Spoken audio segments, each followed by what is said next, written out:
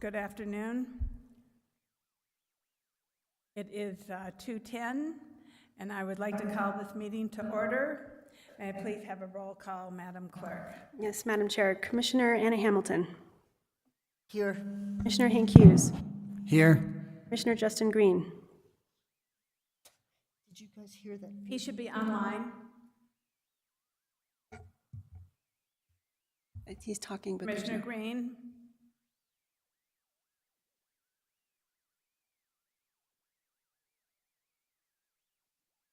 Is he not online? He's online, but when he's talking, we're not hearing the sound.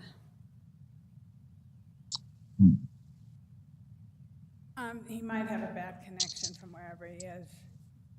Is that any better? Yes. Okay. Yes. Okay. Wonderful. Well, I'm here. Thank you virtually. Yes. Thank you very much. Commissioner Camila Bustamante. Yes. And Chair Anna Hansen. Present. Thank you. Can we please have an approval of the agenda? Madam Chair, I motion to approve the agenda. Well, is there any changes from staff or anyone? Leandro? Okay. I have a motion from... I have a motion from Commissioner Bustamante. A second from? Okay. Commissioner Hamilton. All those in favor, please say aye. Aye. Opposed? Aye. Aye. The ayes have it.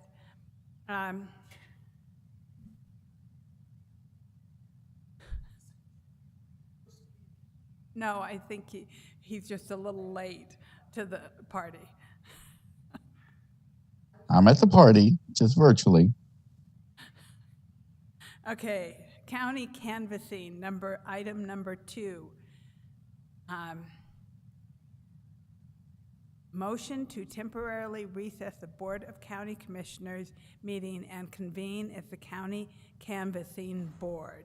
May I please have So moved. Second. Okay, I have a motion from Commissioner Hamilton. I have a second from Commissioner Hughes. All those in favor, please say aye. Aye. Aye. Aye. Opposed? Okay, now once again, we need another roll call. Yes, Madam Chair. Commissioner Anna Hamilton. Here. Commissioner Hank Hughes. Here. Commissioner Justin Green. Yes. Commissioner Camila Bustamante. Present. Chair Anna Hansen. Present. Item C, request approval of the November 18th, 2022 County Canvassing Board Special Meeting Minutes. Madam Chair, I will abstain as I was not a commissioner in November 2022. Okay, do I have anybody who will make a Move to motion? approve. And I'll second. Okay, all those in And I will be favor say abstaining as aye. well. Aye. Aye. And I have 2 abstentions. The motion passes. Next, I will go on to D, request approval of the November 7th, 2022 regular local election report of the canvass pursuant to NMSA 1978, Section 1-13-13, parentheses A, County Clerk Office, Catherine E. Clark. Hello, good afternoon. So because I wanted there to be something a little more interesting than just numbers on a grid, we prepared a little presentation for you about this election and how it went. So we had really massive turnout. Madam Clerk. Yes.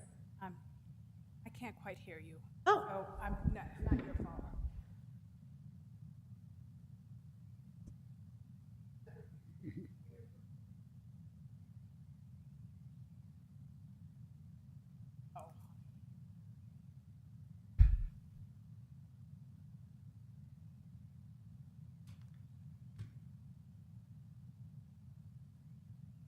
Okay, you can resume. Thank you, Madam Chair. So we had very high turnout compared to other parts of New Mexico. There's a lot to do probably with the mansion tax that was on the ballot, but there were some contested school board races, and it was the first year that school board races in non-districted school boards actually run against each other. So it's the best of 3 or the best of 2.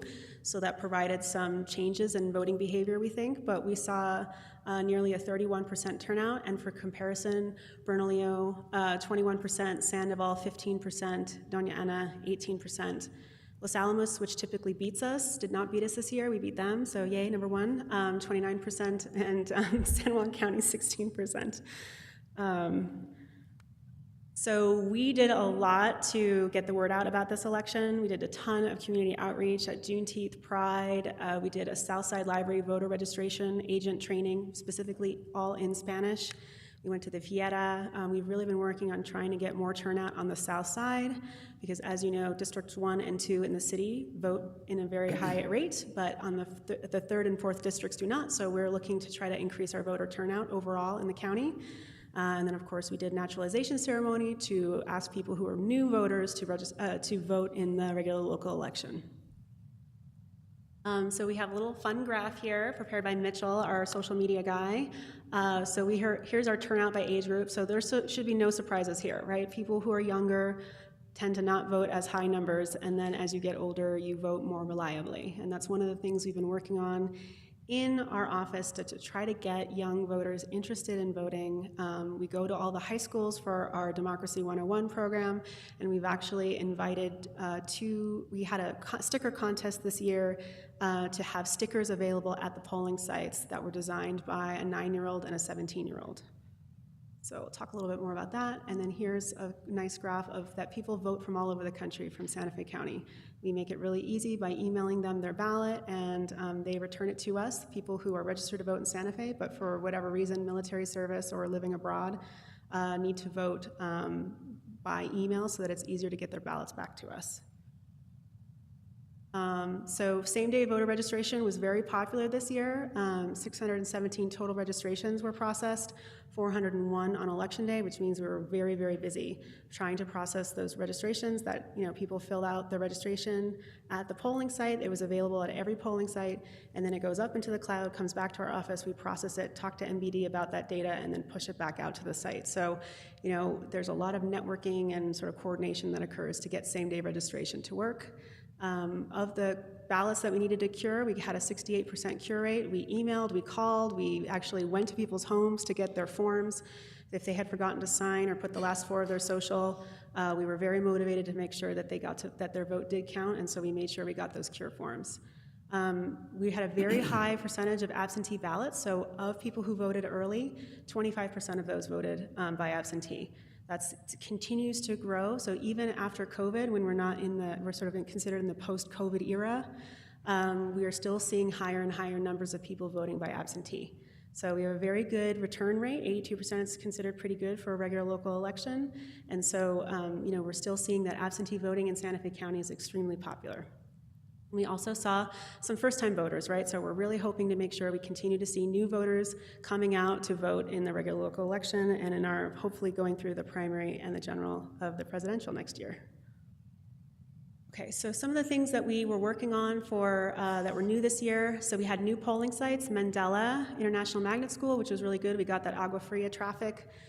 Santa Fe Community College, we really are interested in that youth vote, and so we thought a good place would be at the community college where the youth are taking classes, and we worked really hard to make sure that the school helped us promote that polling site and let people know they could vote there. We're also seeing significant growth in Hanks District, and so having a polling site out there makes sense, and we're hoping to continue to build that interest in that early voting site so we see more people voting. We also wanted to work on misinformation and also sort of this idea that we're all on team turnout. This is our sort of hashtagging campaign. And so what we did is we reached out to the campaigns and we did a lot of education on how you use data to help with your GOTV, right? It's nonpartisan, it's not helping any one campaign strategy, but overall what are best practices for using that data to make sure that they're using their resources as effectively as possible to get more people to vote. We also welcomed County Manager Schaefer to come and be with us when we're setting up the early voting sites and really get a sense of, what it takes to set up all these polling sites in very limited time, make sure we're getting ready to vote. We also wanted to reach out to our Spanish speakers, so we did an interview on Telemundo and highlighted the Santa Fe Community College, the fact that we have the highest turnout among Class A counties, but we're really working on that Spanish outreach. And then, as I mentioned, we had the sticker contest, so we wanted to have stickers for first-time voters and future voters. So future voters are kids who come along with their parents, and we want them to be part of that experience of getting the sticker. And so we had the 17-year-old designed the future voter sticker, and then the chili design was by a local 9-year-old, and that went out to actually the county staff to vote for, and these were the 2 winning designs. And these stickers were very popular. A lot of people actually came by the polling sites just to get a sticker, even though they had already voted.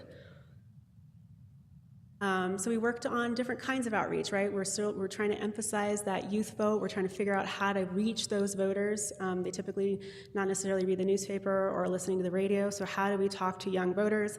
That's on Instagram, that's on Snapchat. So we're working on our social media presence and spreading that out. And like I said, we did work with Santa Fe Community College, and they shared our reel and the fact that we had a polling site there among their newsletter and their student dashboard. So we did see higher turnout once we started that promotion of that polling site.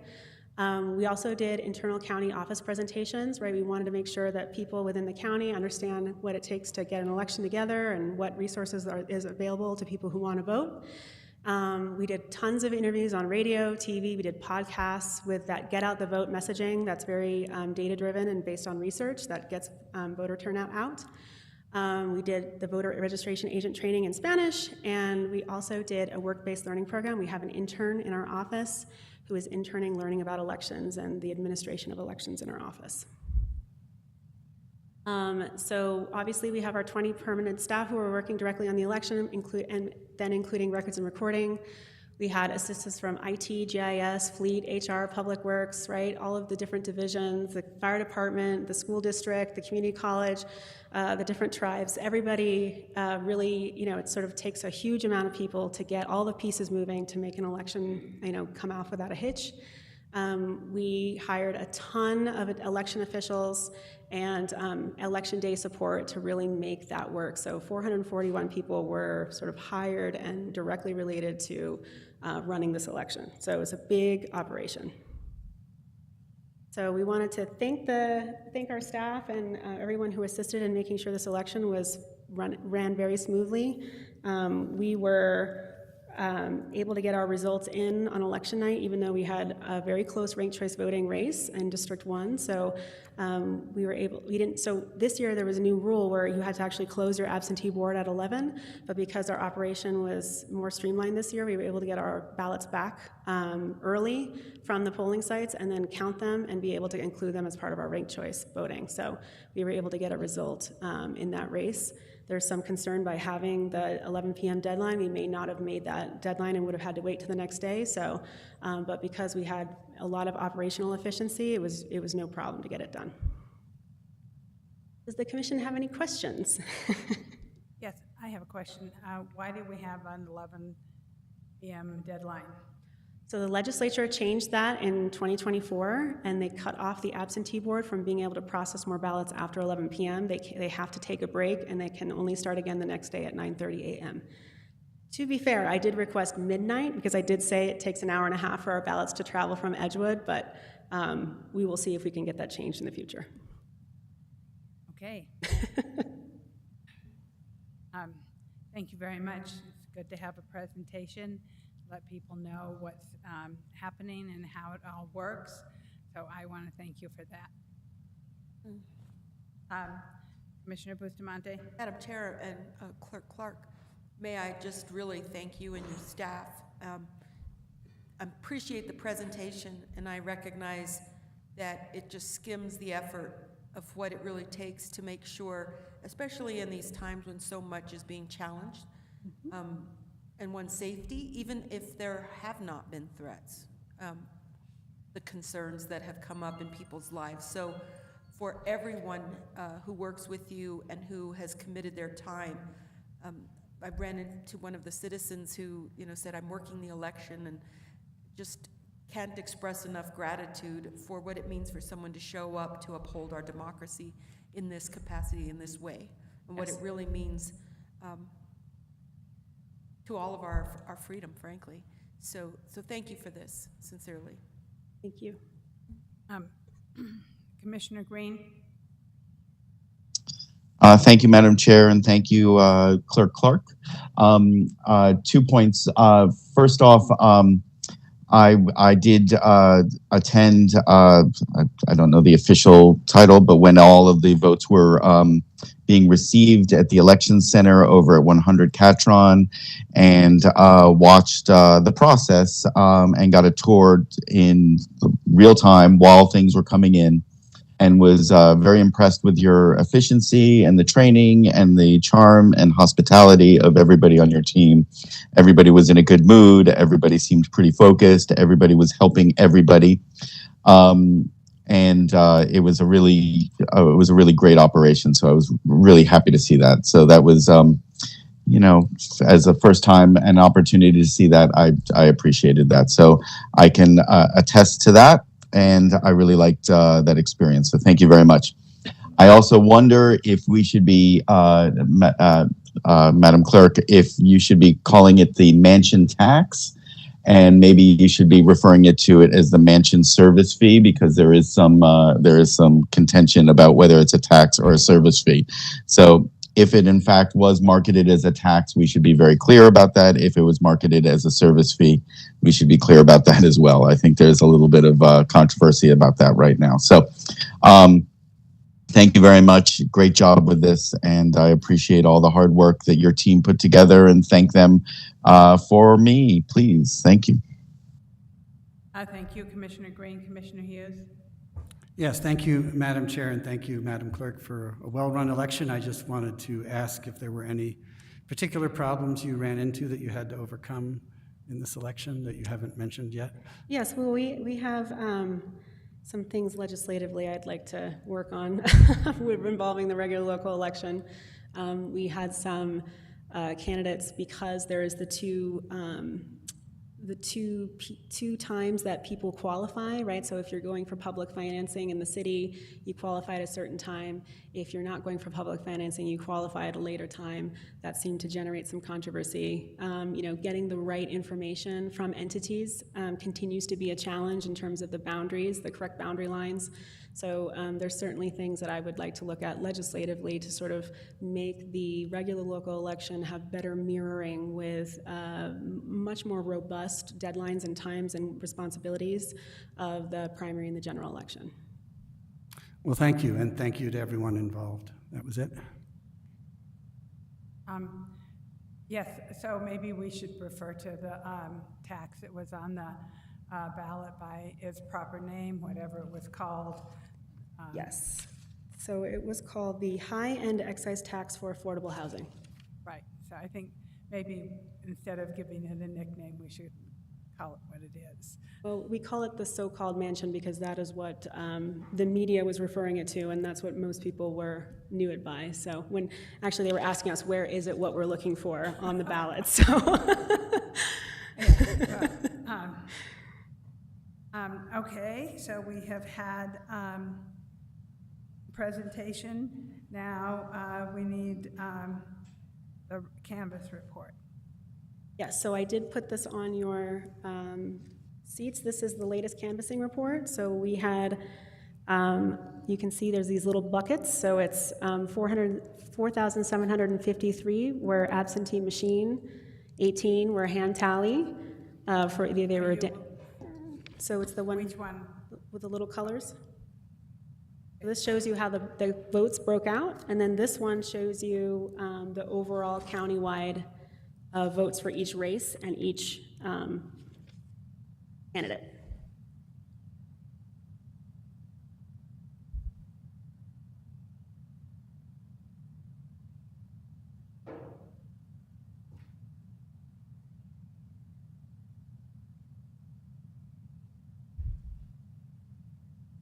So in Santa Fe County, we had more folks vote by absentee and early than on election day, which is a little bit of a switch from other counties that saw more turnout on Election Day.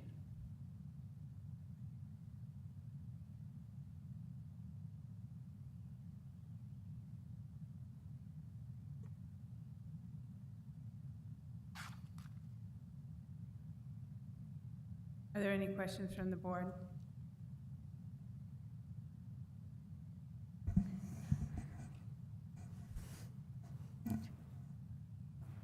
Commissioner Green, do you have any questions? No, ma'am. Thank you, Madam Chair. Madam Chair, Yes, I would move to, are you ready for a motion? if there's no questions, I guess we No, are. I looked through, you know, it's been sitting here with them, so I would look through them and very much appreciated the presentation on the other stuff because it really brings to light what everybody has to do, and it gives a little bit of visibility to the whole team, which was really nicely done. So I move to approve the canvassing board results. I'll second. The canvass results, we're the board. Okay, so, under discussion? Any discussion? Okay, I have a motion from Commissioner Hamilton. I have a second from Commissioner Hughes. All those in favor, please say aye. Aye. Aye.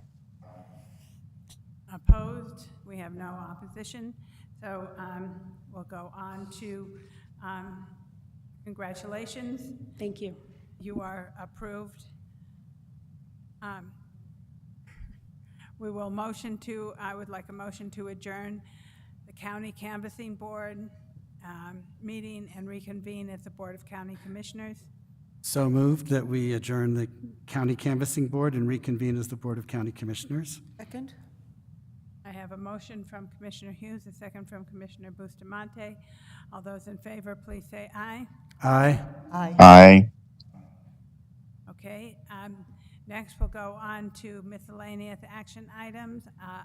A, request authority to publish title and general summary of an ordinance amending ordinance number 2023-06, the Santa Fe County Fire Code, to adopt current NFPA 855 stationary energy storage system standards. Welcome, Jerome.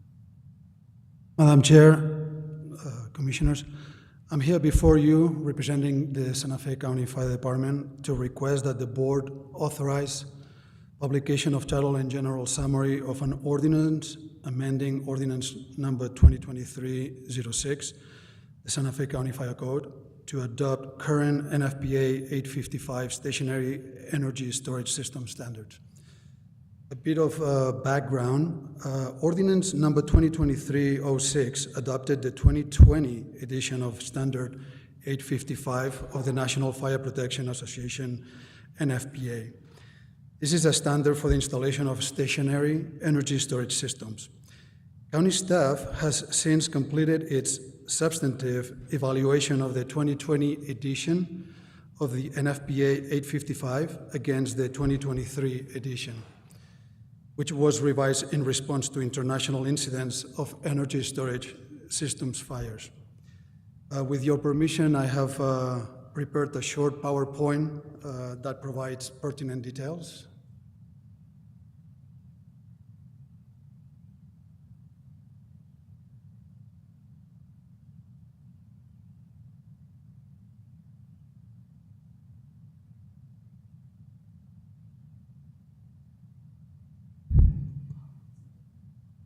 Yes, okay, so.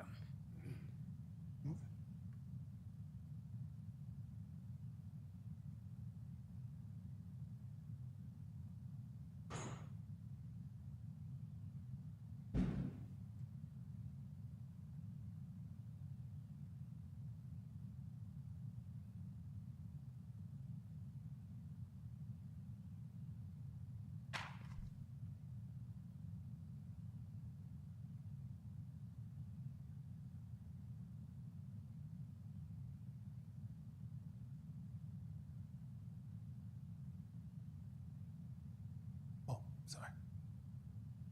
Can you go to the table of contents, please? The second page. All right. So On the table of contents, I provide a brief history as to why we adopted the Ordinance 2023-06. Following that, I'll explain why we adopted the 2020 edition of the NFPA 855 and not the 2023. Then I go on to review some of the significant changes between the two of them, and finally, what we are proposing here today.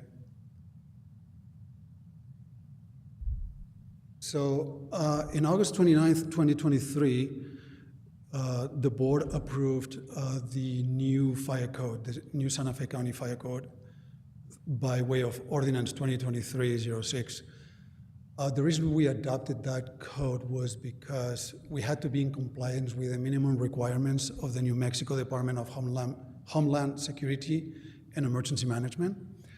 We were also looking at a uniformity and standardization among New Mexico State and Santa Fe County fire and building codes. And finally, because we wanted to address some of the modern, the modern fire code addresses newer fire and life safety concerns. Why we adopted the 2020? NFPA 855 is relatively a new standard and is not yet referenced in the International Fire Code. However, jurisdictions may wish to consider a local adoption in order to be able to use or enforce it. Efforts are in progress to add NFPA 855 as a reference standard in the 2027 edition of the IFC. So we took it upon ourselves to adopt NFPA 855 in order to be in the cutting edge of enforcement and control of these new installations of battery energy storage systems. The 2021 IFC provides a chapter 12 that has extensive requirements on battery energy storage systems. But NFPA 855 provides the requirements for the installation, and it goes in much more depth. So Ordinance 2023-06 included Section 7, in order to add NFPA 855 to the list of NFPA standards listed in Chapter 80 of the 2021 IFC. Reference standards included in such list are published the same year or earlier, so we cannot include an edition that was after the edition of the fire code, and that's why we adopted the 2020.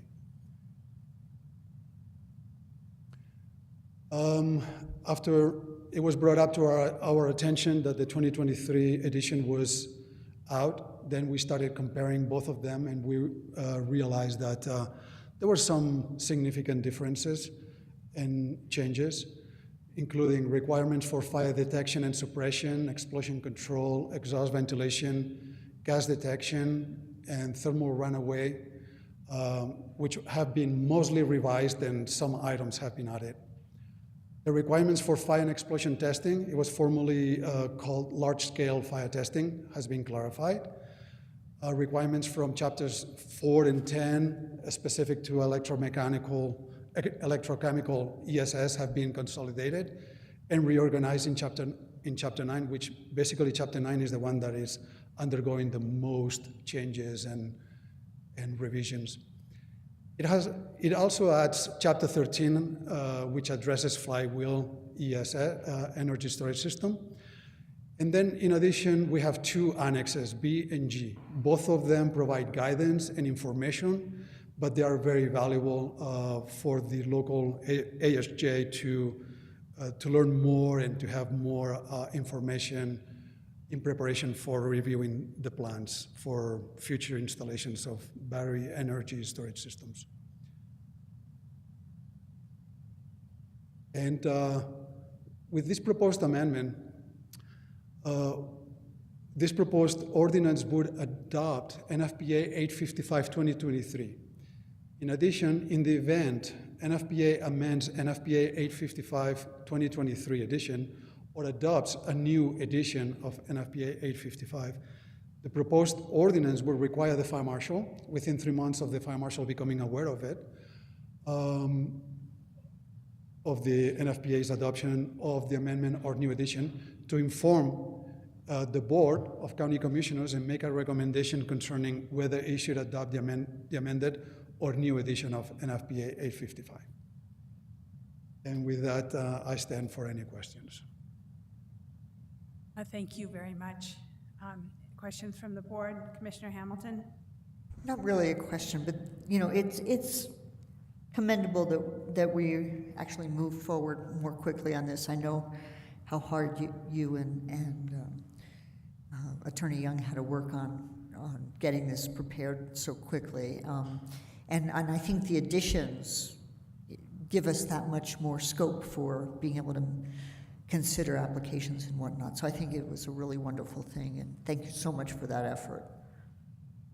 And if it's not too early, I mean, because we always have under discussion, I would move to approve this for publication.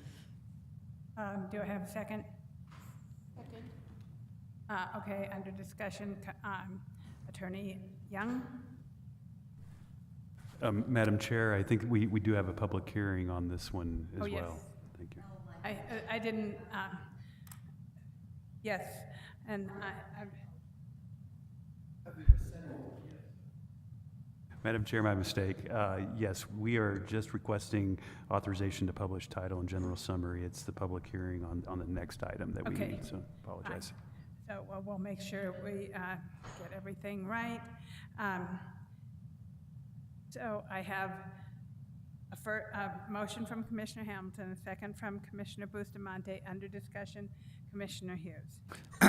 Yeah, I just wanted to thank you, Attorney Young and Chief Blay, for working on this and getting it ready so quickly. I think it's great that we're going to have the latest and greatest in terms of fire regulation. I think it's important given the possibility of solar and battery projects that we know may be coming in Santa Fe County. I did have one quick question, which is how often do you expect NFPA 855 to be revised? Madam Chair, Commissioner Hughes, NFPA revises their codes every 3 years. So the new revision is going to be in 2026. 2026. Okay, very good. Thank you. That's it for me, Madam Chair. Thank you, Commissioner Hughes. Commissioner Green? Thank you, Madam Chair, and thank you, Fire Marshal. I really appreciate the expediency of which you've brought this forward, given the emergence of these technologies. I think there's a whole bunch of technologies that you spoke about in here in the storage system space that have potential, but also risk. And so having a system that we can, approve them and screen them and build them properly is important for Santa Fe County. So I really appreciate you expediting this. So thank you to everybody involved to get it to us this quickly. Thank you.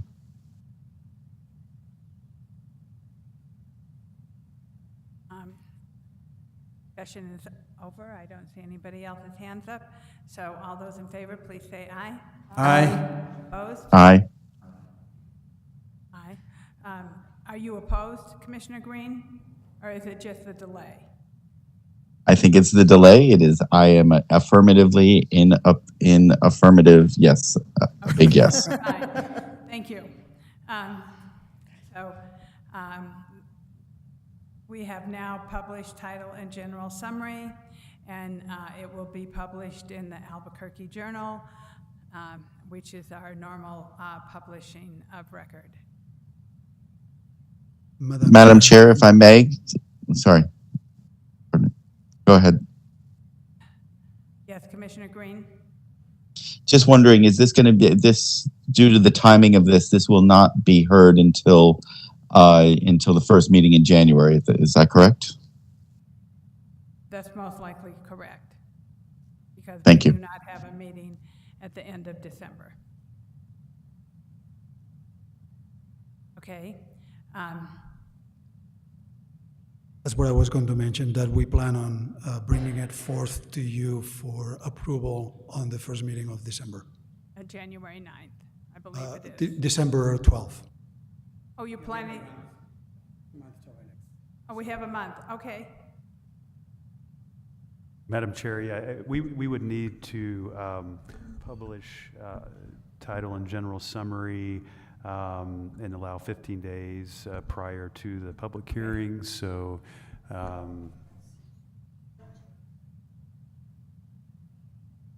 no, that's the effective date of the ordinance is usually 30 days, but 15 days is usually the time you have to publish, and so it would depend on when we're able to publish, and then we would allow 15 days and have to be prior to the 15 days.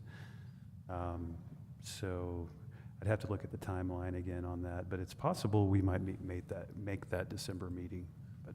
Okay, so it will either be on the first meeting in December or the first meeting in January. Right. That's a possibility. Now I have a few more questions, so, Madam Chair, thank you for the opportunity to ask this question, and please pardon my not knowing this, given that it's probably been part of many discussions. But what is the reason that we publish only in the Albuquerque Journal? Is it the Albuquerque Journal North? And why do we not publish in the Santa Fe New Mexican? so from what I understand, the largest circulating paper in New Mexico is the Albuquerque Journal. And there are many people who subscribe to the Albuquerque Journal in Santa Fe, and it is not just published in the Journal North. And I will let the county attorney add to that. And Madam Chair, Commissioner Bustamante, I think there are both newspapers are used, so let me say that at the outset. And you know, sometimes it will depend on the publishing deadlines. For example, Santa Fe New Mexican has a different publishing deadline than the Albuquerque Journal, so there may be some differences in that respect. But yeah, it does vary across the board, I would say, on that. Okay, thank you. So, thank you very much, Jerome. Next, we will go on to item 4, which is a public hearing on a proposed ordinance, an emergency ordinance, amending ordinance number 2022-07, the short-term rental regulation, registration, and licensing ordinance, and ordinance number 1992-3, the business registration and licensing ordinance, to extend the moratorium on non-owner occupied short-term rentals. I am going to read something into this record first. Thank you, Penny, for being here. The county has acted expeditiously to study the impacts of non-owner occupied STRs on our community, but the board needs additional time. Timeline: November 25th, 2022, STR ordinance. March 14th, 2023, emergency ordinance extending deadline to apply for STRs to June 1st, 2023. Deadline is important because we cannot study impacts without complete picture.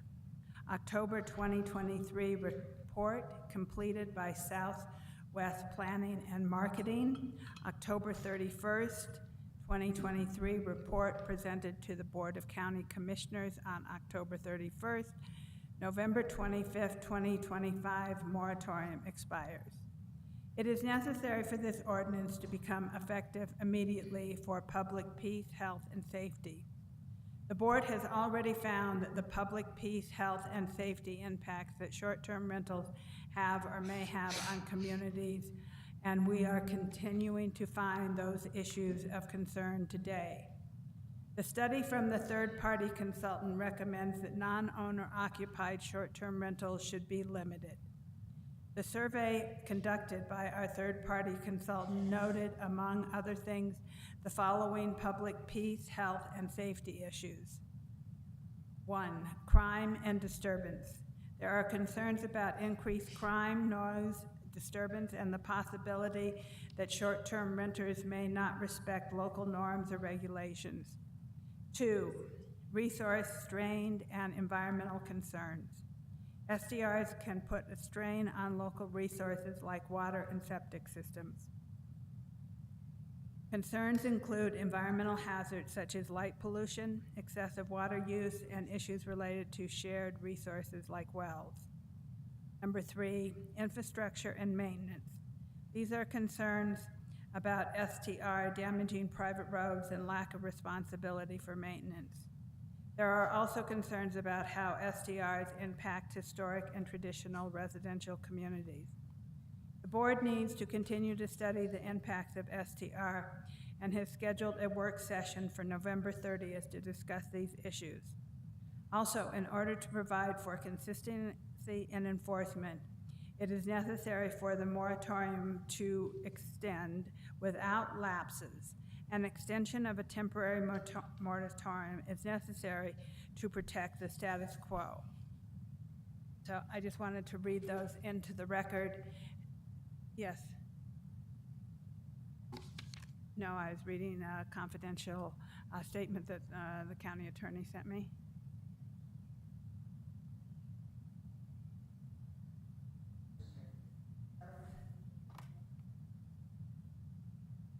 So Madam Chair, that you were providing the report's findings within that. So the board still needs to determine it is an emergency under state law, and that's what this hearing would be, to determine the emergency effective date of the ordinance.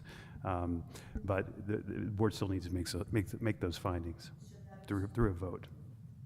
So that was intended to be a summary of the report. Right. It was quasi-accurate summary.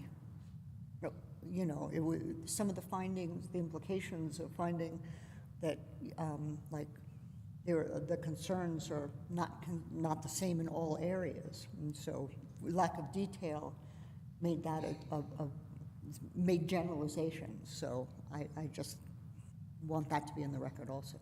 Okay. Benny?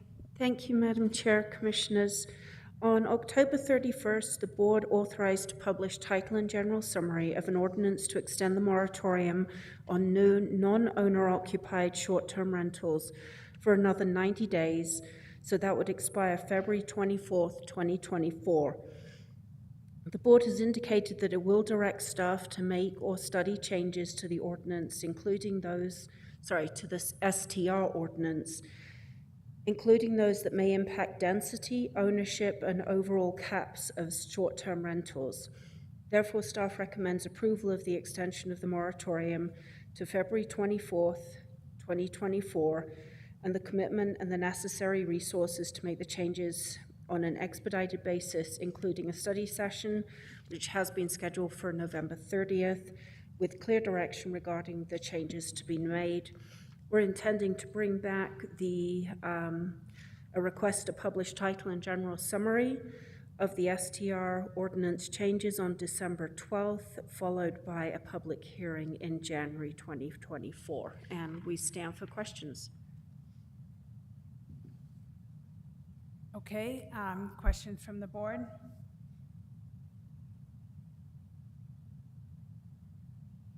Okay, Commissioner Green, I'm going to go to a public hearing first. That's fine. I'm happy as long as I don't miss my shot. Thank you. Okay, so I'm going to open up the public hearing. Is there anybody in the audience who would like to speak on this proposed ordinance?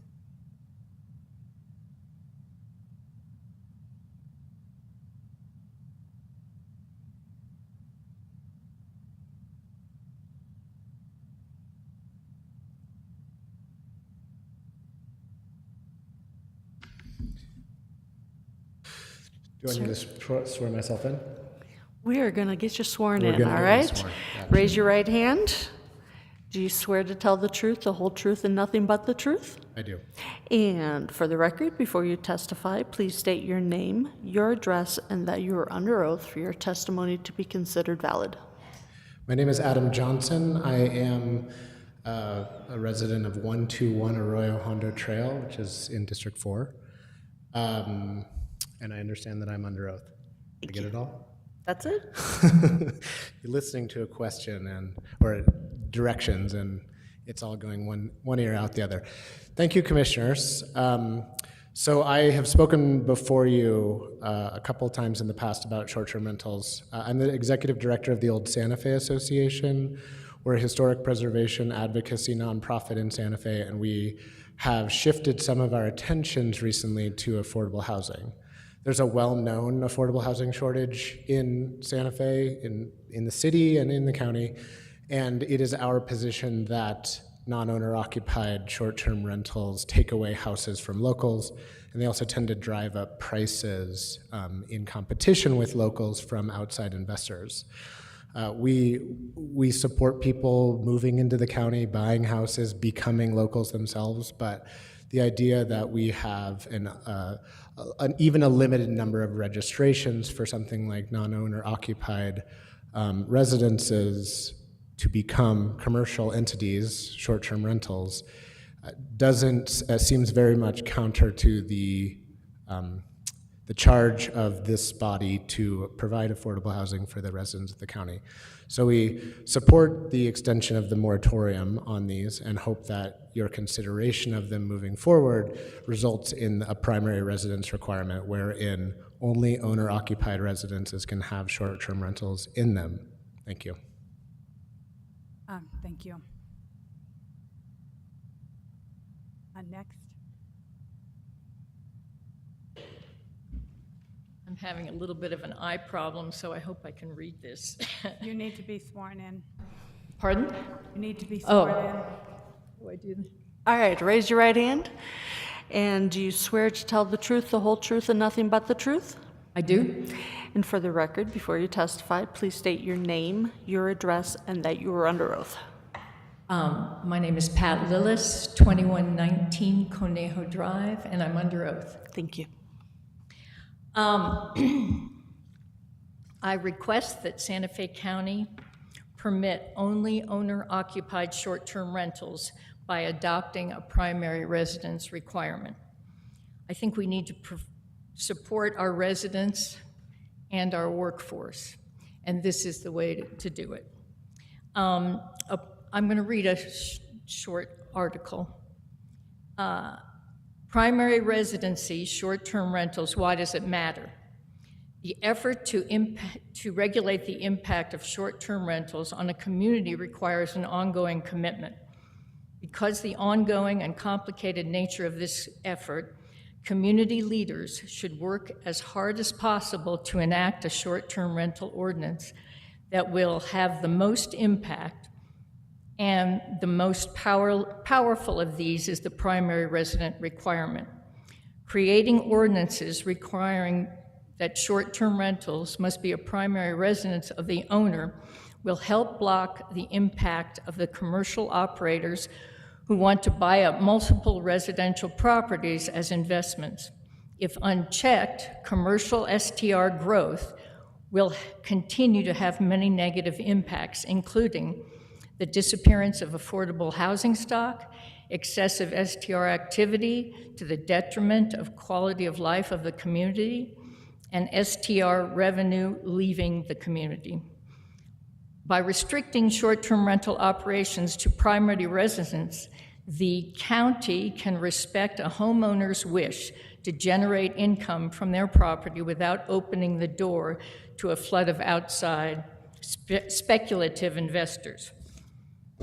I also, the way I think, if you include a primary residence requirement and grandfather in all current investor, non-owner occupied short-term rentals with a non-transferable condition and increase the fee for all rentals to $300, I think that would be the simplest and easiest to enforce.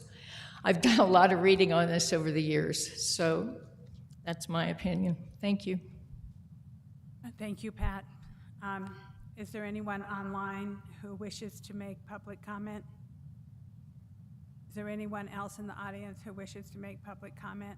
I'll go to Christy.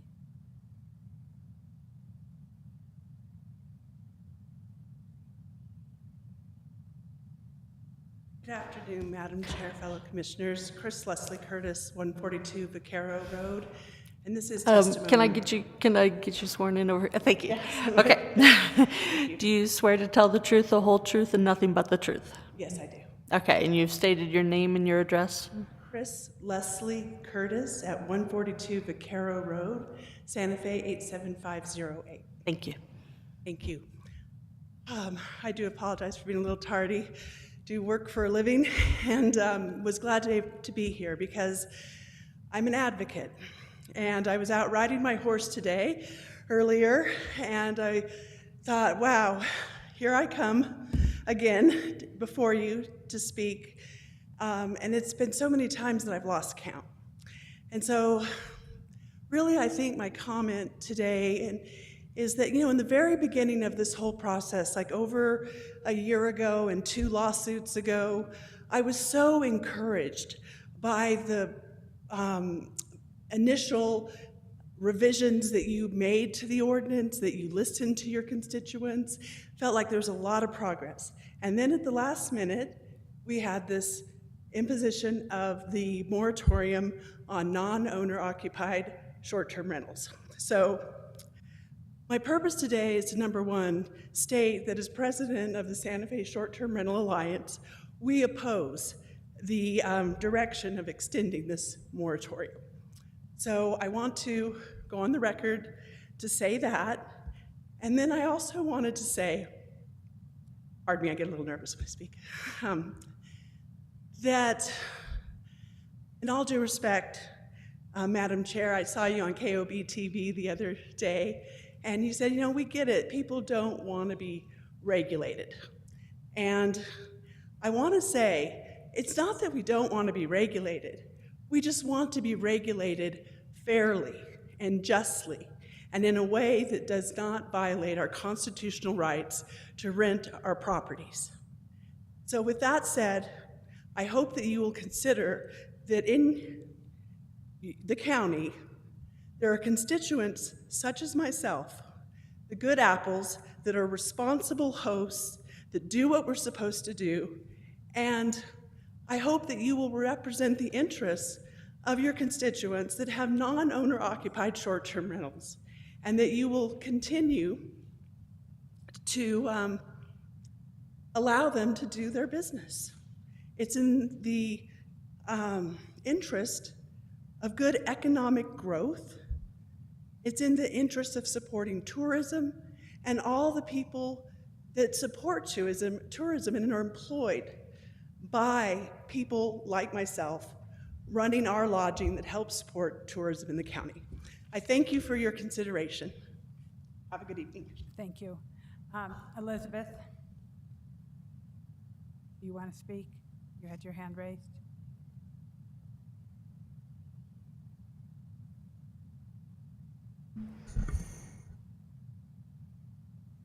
Excellent. All right. Do you swear to tell the truth, the whole truth, and nothing but the truth? Yes, I do. And for the record, before you testify, please state your name, your address, and that you are under oath. Yes, my name's Elizabeth West, and I live at 318 Senna Street, South Capitol, Santa Fe. I also have a place out near my ex-husband and family south of town. And I'm a member of the Old Santa Fe Association. I'm also a member of the San Marcos Association, which is in the county. And we've been learning a lot recently in that latter group about the overlay and changes that will be happening. So it is our constitutional right, of course, to do a lot of different things. And one of them is to disagree with each other. So I happen to agree with what Mr. Johnson and what Ms. Lillis have said. I'd like to underline nearly everything that they said. I happen to believe that the city needs to pay attention and will, especially with this new bunch coming in, by the way, pay attention to what you are doing in the county. And I think that's going to be very powerful. I'm pleased that you're having the moratorium, and that can't hurt, no matter what your individual feelings are right now or thinkings. I am going to go along with whatever you decide, and I trust you. But I actually think we need to slow down the money-making part of it. Now, that's my opinion, and that doesn't mean I'm opposed to long-term rentals, but speedy turnover is, it is one way of making money. I understand it, but it's affecting the whole county, including the city. So that's my position, and you heard what I wanted to underline. Thank you very much. Thank you, Elizabeth. Is there anyone else who wishes to make public comment?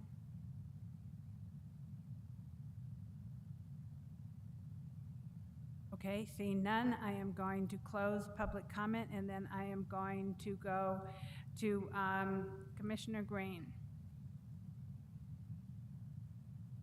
Thank you, Madam Chair, and thank you for everybody to get us to this today.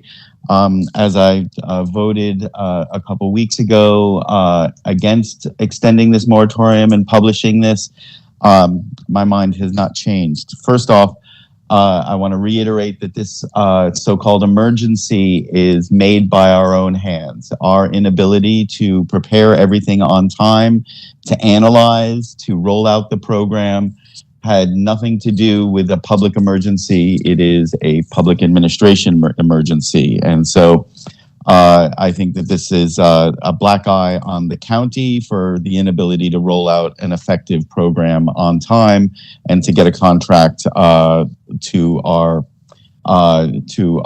planners and the consultants, and then to get that back in time for us to be able to make decisions in a timely manner. Some of the presentations today and some of the comments really didn't come to the fact that speak to the fact of the emergency. They just supported the moratorium. I don't think that anything really substantive was brought up to approve an emergency in either the comments or actually in this prepared statement that was politely prepared for the chair. In the data that was presented to us a couple weeks ago by the consultants, there was no differentiation made between owner occupied and non-owner occupied, and in fact, this moratorium is really penalizing non-owner occupied and allowing for owner occupied, which I don't think is a fair case to be presented in a moratorium. In the past, I've heard that we are here to support staff's recommendations, and I get it that staff is recommending this, but just 3 days ago at our county commission meeting, staff's recommendations and the planning commission's recommendations recommended not overturning or granting a variance, and yet 4 out of 5 of us disregarded what staff said. So I find our consistency in supporting staff is very opportunistic. Lastly, there are a few things that have come, that I understand about the short-term rental industry that serve a very key position in our economy. Not only tourism, and I want to highlight the parts that are not tourism based. One, when somebody gets a new job, if we recruit somebody to Santa Fe, whether it's to work at the lab or to work in some company that they can't find a staff member here locally, new hires typically have to hire a short-term rental for 30, 60, or 90 days. And so limiting those sort of situations when they move their family, it's not like they're going to rent a bedroom. They're going to move their family here potentially to get their kids in school, to get their family settled while they find a home to more permanently rent or buy. They very typically rent a short-term rental. We have a significant lack of medical staff and nursing professionals. And it is very typical for the hospitals and clinics around town to hire temporary traveling nurses. And many of those rent vacation rentals. And so to limit those situations is going to be bad for that marketplace, for us to be able to recruit people, because there may become a limited inventory of that.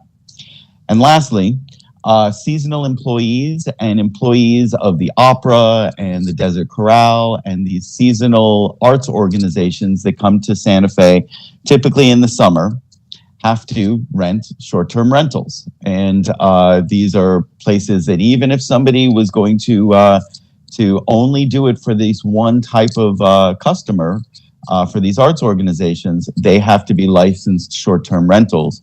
And if they're not owner-occupied, they would not be able to have that license. So it is going to have these organizations, employers in Santa Fe, traveling nurses and medical establishments, and the arts organizations that are seasonal are going to have problems with this. Lastly, in my district, and I'm sure in all of yours districts, we have folks that have been here for generations and have multiple homes that have been owned by multiple generations of families.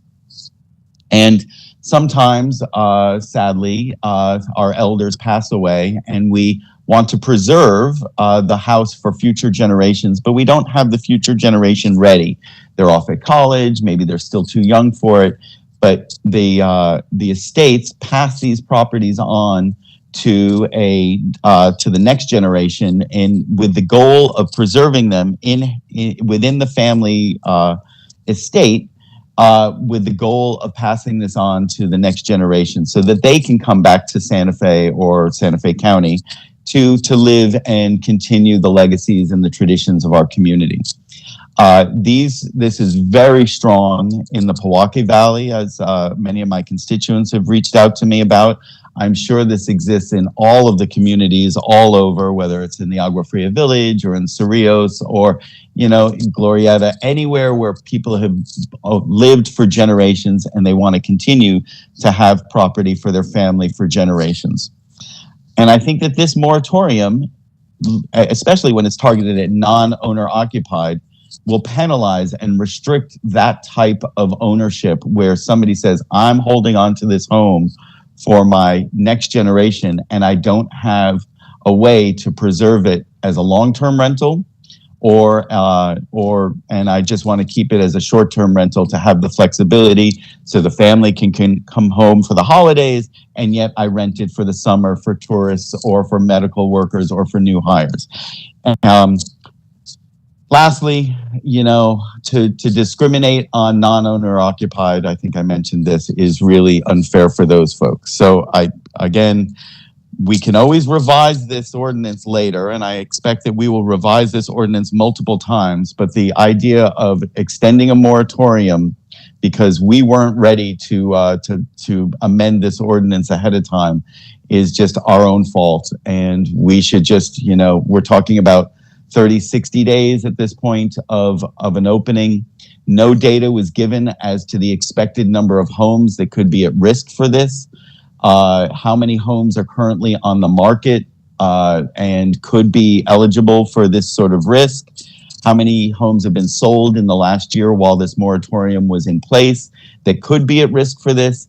And the consultants did not really show that this risk was something impending by big business coming into Santa Fe and snapping up all these homes. This is not Daytona. This is not Vegas. This is not one of these major markets where this has happened. And I do not think that this is going to happen here, even in the 30, 60, or 90 days that it will take us to update the ordinance. Thank you, Madam Chair, and thank you to the commissioners. I just think that this is an uncalled for extension of the moratorium, and I hope you agree. Thank you. Thank you, Commissioner Green. Commissioner Bustamante? Madam Chair, thank you for the opportunity to follow Commissioner Green on this. As he pointed out that the people who spoke primarily spoke against the not extending the moratorium. We're speaking in favor of assuring that we would have the affordable housing and, the issues that are of question, and then continue to give a perspective on all of the reasons why we shouldn't extend the moratorium, which were all based on a perspective, which only, to me, highlights, and to say that there's a bias for people who have non-residential, all of it, and I'm just going to say, for the record, the consultant information, they started with 2 good solid slides about data and then gave a whole lot of people think and feels. And I'm kind of going, I'd really like to, even when it's qualitative studies, that you just have to have a little bit more information than people think and feels. I truly knew enough, and I will say I don't have a short-term rental. I think that if we are on the commission and we have a short-term rental, that maybe we do have a bias. I don't know. I will say sincerely that I do have a bias on a rental that would have a potential to have an impact on increased traffic, on quality of life in the neighborhood, because the resident is not around to make sure that those things happen. I don't have that information yet. I have not been on the commission for the full term of a year, and I would like to know a real study that actually can show the impact of what it really means to have a non-resident short-term rental. And yes, I do have a bias if it's going to impact housing in our community, or if it is going to impact quality of life for those who do live on that street. And if the question is whether or not legally I can have a bias, I'm going to call it a concern. I will say with everything I have that I have a concern for those who live in this town and who need to be able to afford to do so. And I do not believe that I have heard nor seen anything that is evidential. What I have heard from a consultant that started with a whole lot of praise for data gave me nada. I have no data. I have nothing that has substantiated. With all due respect, Commissioner Green, I understand that you have a perspective and a view, as do many. I'm asking for something substantial. I have a perspective and a view that potentially this would affect quality of life where we are. What I am asking for in a moratorium is to get some real evidence that substantiates these perspectives. I've yet to see that. So with all due respect for everyone who has an opinion about what it may or may not do, the other thing I will say when this is good economic development, again, I have not seen anything, that it wouldn't be on the backs of the people who live here. I, as a local, born and reared, multi-generational, have only seen the cost of living go up and seen family members driven out to live in other parts of the town, not even the town, sorry, they can't live in the town, maybe the state and maybe the country, but they can't afford to live here. So to say, well, this is just good for the economy, I'm sorry, that kind of economic growth is commensurate to the growth of a tumor. That's how cancer grows, without thinking about what it's killing in its path.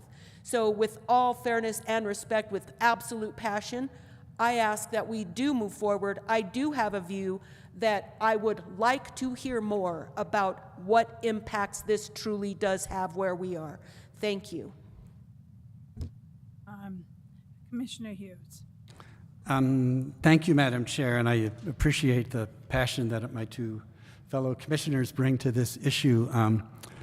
I've been thinking about this, and I think I agree with Commissioner Green in one respect, that perhaps there's not a lot of impact one way or the other with the moratorium, but I do think that we're going to be considering over the next couple of months whether to allow non-owner occupied short-term rentals at all, because that's what we were just told, is some people in our community would rather not have them at all. We may be considering limits to owner-occupied short-term rentals. We may be considering limits on who is allowed to own a non-owner-occupied short-term rental. We may be considering limits on the number of people that can stay at a non-owner-occupied short-term rental. And we may go laissez-faire on all of those, or we may be pretty strict. And I think that it's also a little unfair to someone who's thinking of investing here to not do a moratorium when all those things are up in the air. I mean, if I was an investor, I would wait until we had decided before I just bought a home planning to rent it as a short-term rental.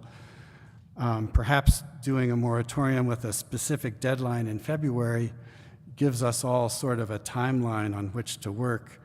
I mean, I doubt if we're going to be super strict on all those things I mentioned, but I think we're at least going to consider them. And I would hate for us to lift the moratorium, someone invest a lot of money in a home, and then us make it illegal, later, and have them have to figure out what to do at that point, or have us have to figure out, do we grandfather things in, and give people a year to comply if it's out of compliance. I mean, there's going to be a lot of little details that I think it would be great to have those all worked out before we open what's probably not a floodgate, but a small gate of, people who are going to continue in the short-term rental area. Thank you, Madam Chair. Thank you, Commissioner Hughes. Commissioner Hamilton? Wow. So first of all, it's really not an emergency. That's inappropriate. Second of all, I'm consistently surprised at what people consider valid information when it's convenient for them and what isn't. We're never going to have perfect information on this, not between now and the next time we have to do this. But a couple of things that were in the report were that their estimation based on patterns of development, which is the way you estimate these things in that business, it's not like going out and measuring dissolved oxygen in a stream, is that it's a fairly mature market. That means the moratorium is really kind of irrelevant, largely irrelevant. There's not going to be that much that happens over the next couple of months, and if we're committed to considering finishing this in a few months, that's what the report suggested. They, of course, then recommended continuing the moratorium, but their information suggests that it's really not necessary. And since we published, the time period we were going to take to make these decisions, there were people who made investments who now, in anticipation of having the moratorium listed. And so now there are both people on both sides. But, there is this ethical stance that, I would rather let 10 guilty men go free than imprison one innocent man. You have problems no matter which way you do it, but we're consistently messing with the little guy.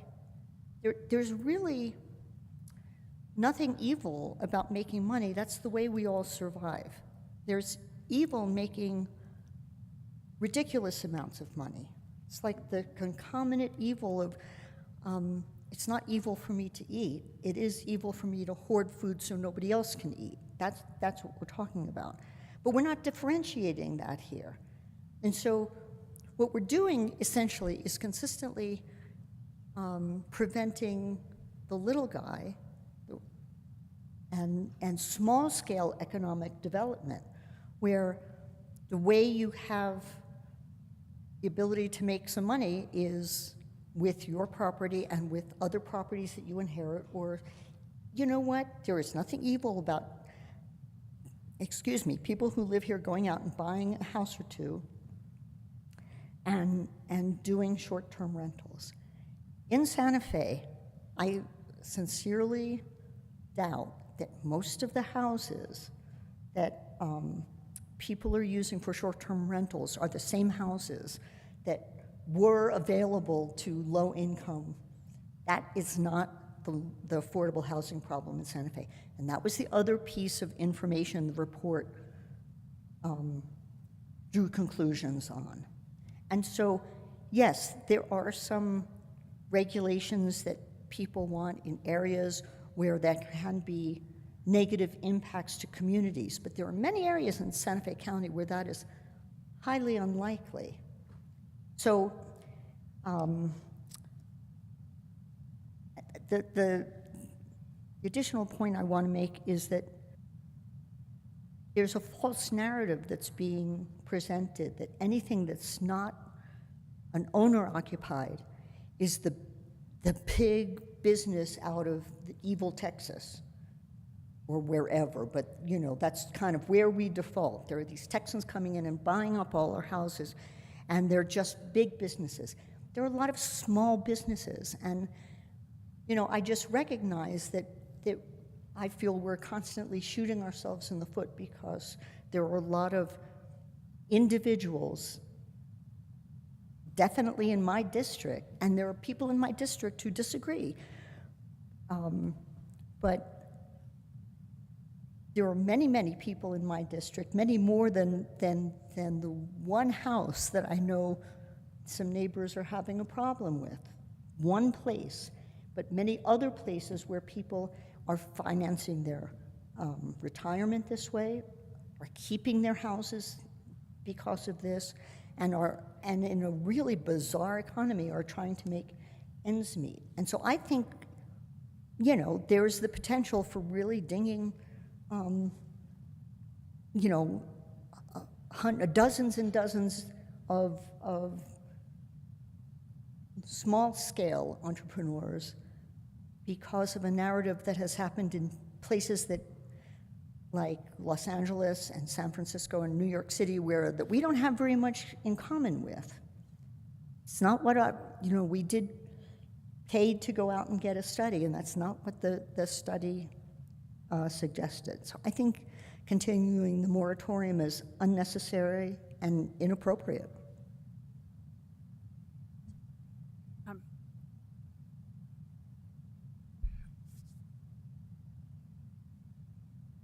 Madam Chair, if I may address one Yes, thing fine. that Commissioner Hamilton said. Bustamante. I just want to clarify, when we talk about the narrative and we say something is a false narrative, what we don't have, and sincerely what I'm asking for, is to know what is false narrative and what is actual narrative.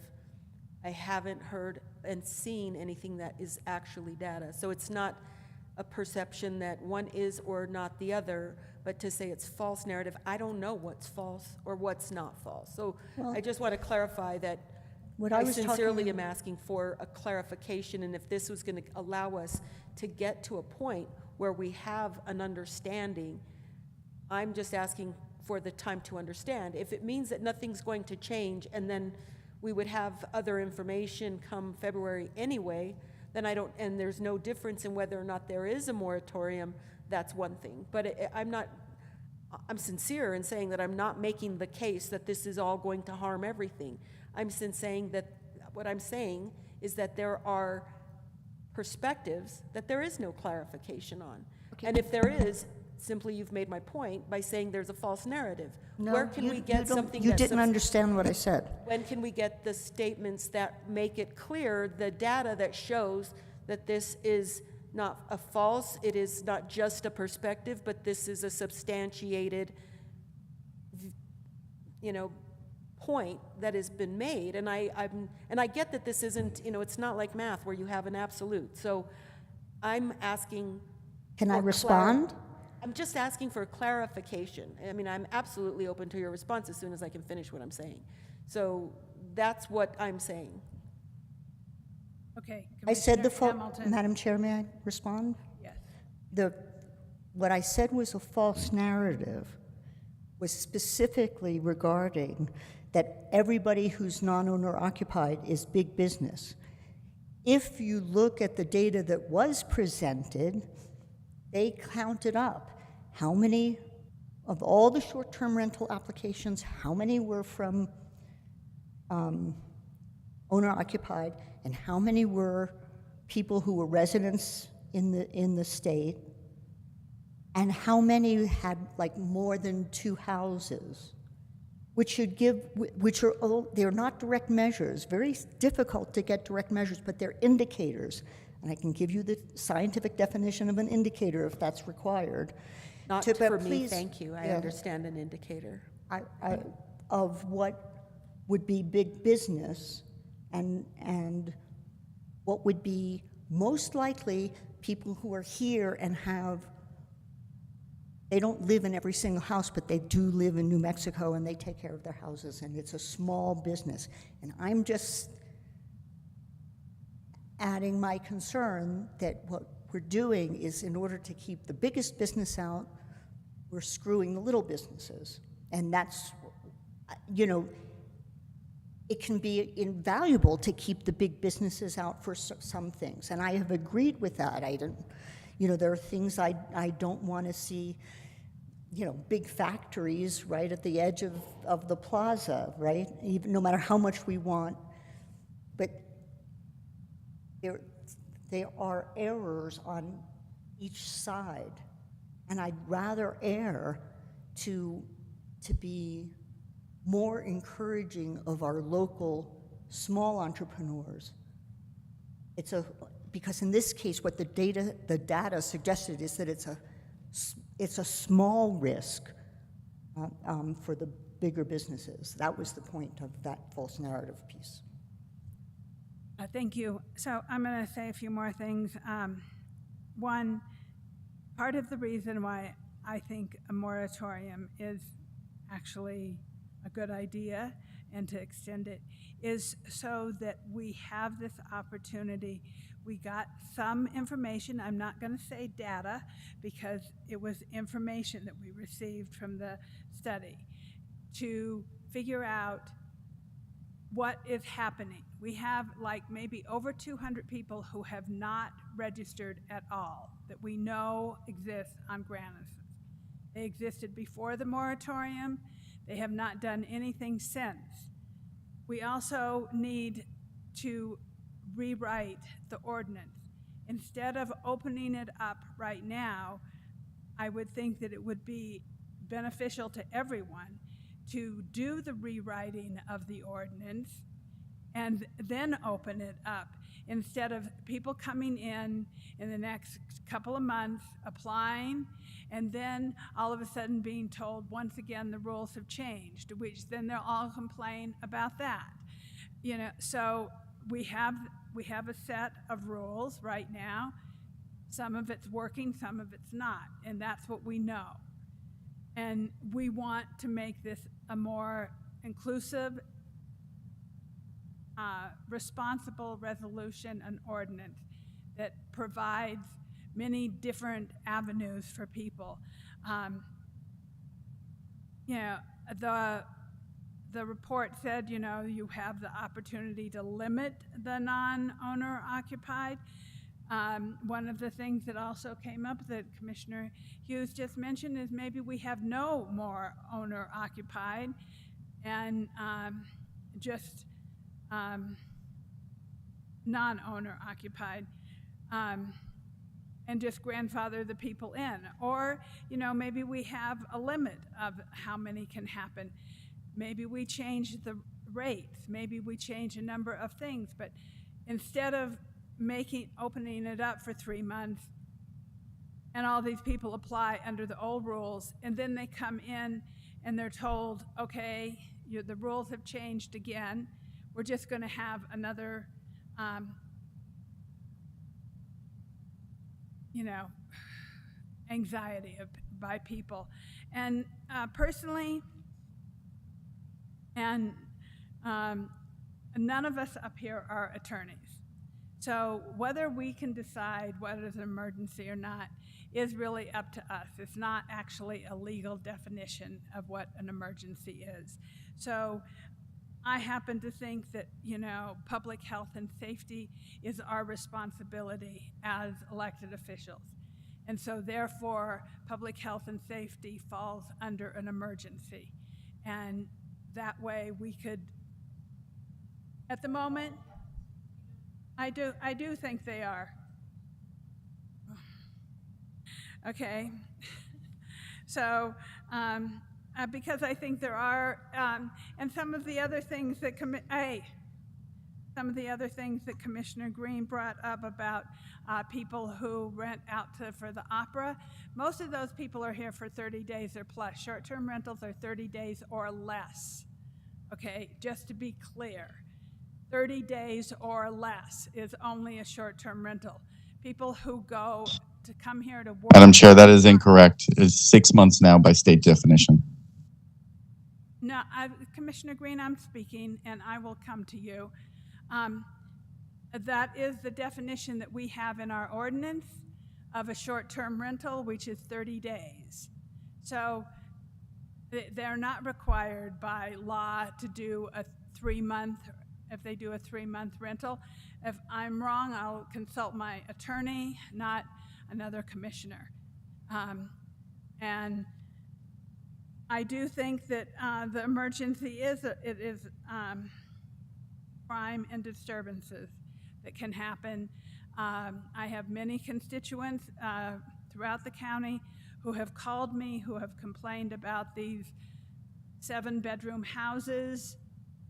I don't want to see any more of those. And I mean, it's not just one. It might be one in just your district, but if it's one in each of our districts, I think there's actually more than one in each of our districts by the number of calls that I've gotten. So I think that is something that we need to change in the ordinance of how many bedrooms and how many bathrooms. There are things that need to be changed in the ordinance, and we need to do that. I mean, we can do that even if there is no moratorium, but it's also then people are going to come in and apply, and they're going to apply under an old ordinance, and then 3 months later they're going to get new rules, and they're going to complain and say, why didn't you make me wait? Because now I have to change all the rules, So I find that really important for a moratorium to allow us to do the due diligence that we could do within that 3 months with the study session, with working really hard. We have staff who has already committed a tremendous amount of time. Thank you, Penny and Earl and Nate and everyone who's worked on this ordinance. It is not easy, and I recognize that. So for now, I will yield the floor to Commissioner Green. Go ahead, Commissioner Green. Thank you, and my apologies for interrupting, but it's tough to see if I'm being acknowledged. So the first point is in the time that we've taken to extend this moratorium, some of the ideas that had been presented 30 days ago or almost 30 days ago, or could have been presented earlier in October, that are known issues, could have been turned into a revision of this ordinance right here, right now, today. Things such as not necessarily a full-on moratorium on non-owned or occupied, but a limitation and a discouragement for anything over 5 units per any individual person. Or 3, or whatever the right number is. We could have started something to limit the issue for big business, to Commissioner Hamilton's point, from coming in and taking over the community here. We could have, whether that number was 3, 5, 10, or 50, whatever the right number could have been debated today at this meeting, and we could have started to talk along those terms instead of extending this. If I remember back to March when we were having this debate and some of the problems in the rollout of this program, we promised, Commissioner Bustamante and myself promised, that we would address one aspect immediately and first. And that aspect was these, quote, non-compliant, non-atypical types of houses that are part of the experience when people come to Santa Fe, or a lot of experiences when people come and rent vacation rentals all around the country. And as I mentioned before, many of my most recent travels with my wife have been to non-compliant in our terms, but very compliant in those local communities, types of housing, whether it's an RV up on the side of a mountain in Colorado, or an old hogan on the side of the Colorado River in Utah. Those types of houses should be allowed. And that is the priority that we promised to ourselves that we would work on now. And I see none of that in this situation right now, including the disregarding it as a type of short-term rental and just talking as a type of, I don't know, camping or whatever that is. And I don't consider that camping either. But nonetheless, I know that the state definition of short-term rentals was redefined recently to not 30 days, but in fact to under 6 months. So any lease for under 6 months is considered short-term rental by state definition. I don't know how we have to define that, but I think a conflict with state law is also going to get us into a little can of worms. And if somebody rents for 90 days during the summer for the opera, or even 3 weeks for a short bit in the opera, right? These are the people that come in on short-term rentals and need this sort of housing. And so I wish we were spending this time, instead of extending the moratorium, in fact, just refining the first steps in this, and not saying that we're moving the goalposts, which I think we are, but as Commissioner Bustamante said, we noticed another peak on the hill climb. And he says, yes, there will always be another peak, and this is going to be redefined and re-regulated as the industry emerges and as the needs are defined. I wish we were addressing the ones that we promised first off, and then go and address these things in these last 30, 60 days. Again, I really appreciate the care that is being brought to this issue, but I also think that a moratorium is very unfair for the folks that have purchased a home over the last year and the folks that might be purchasing a home in the next 90 days with the goal of purchasing this. We could have put in a thing that said you couldn't own more than 2, 3, 5, or 10, but instead we're just restricting it for the onesies and twosies of people who have purchased a home in the last year. So thank you very much. Thank you.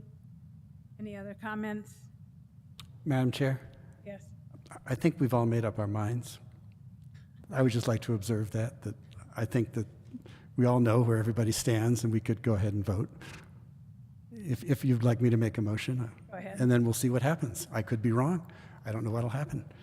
I'd like to propose that we adopt an emergency ordinance amending ordinance number 2022-7, the short-term rental regulation, registration, and licensing ordinance, and ordinance number 1992-3, the business registration and licensing ordinance, to extend the moratorium on non-owner occupied short-term rentals. Do I have a second? I'll second.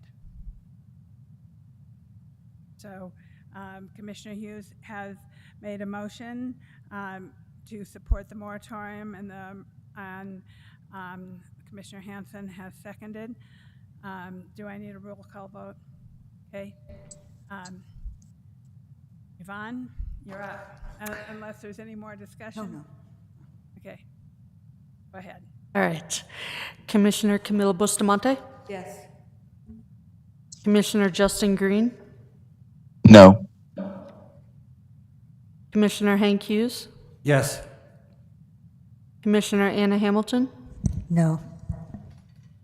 Chair Anna Hansen? Yes.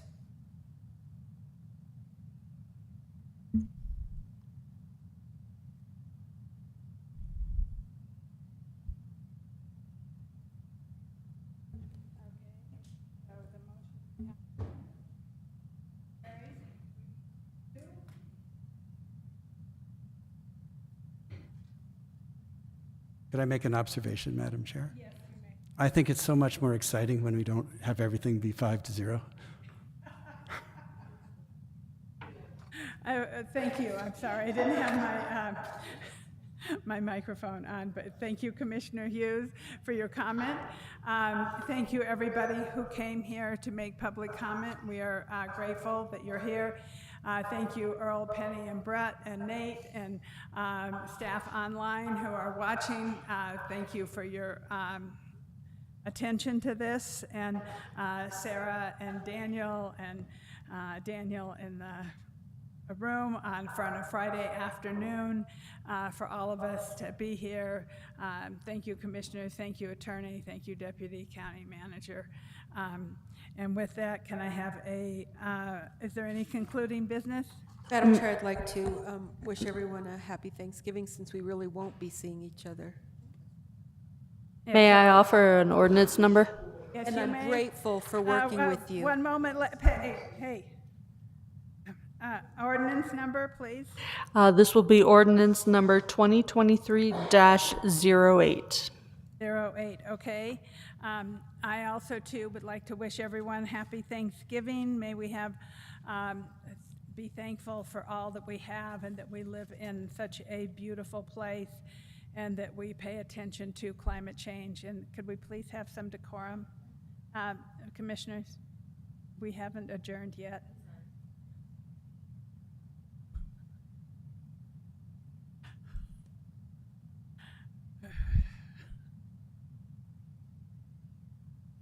Okay. With that, could I have a motion to adjourn? I move we adjourn. Thank you, Madam Chair. And I will second that. Thank you, everybody, and happy Thanksgiving. Aloha. Aloha. Aloha. I'm voting against adjourning, 4-1. just for the record.